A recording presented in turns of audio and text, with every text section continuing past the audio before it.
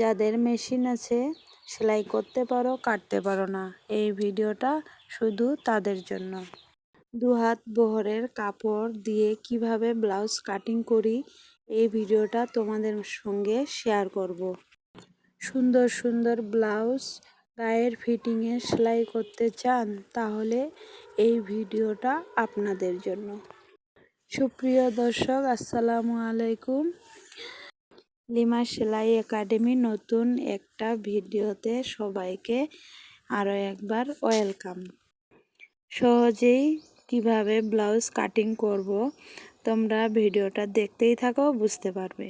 পিছনের পাটটা আগে কেটে নিয়েছি এবং সামনের পাটের উপরে রেখে 1/2 ইঞ্চি পরিমাণ কাপড় বাড়িয়ে নিয়ে কাপড়টা কেটে নিব।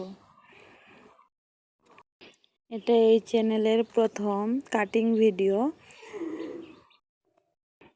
নিয়মিত তোমাদের মাঝে কাটিং ও সেলাই আরও বিভিন্ন রকমের টিপস নিয়ে তোমাদের সঙ্গে শেয়ার করব।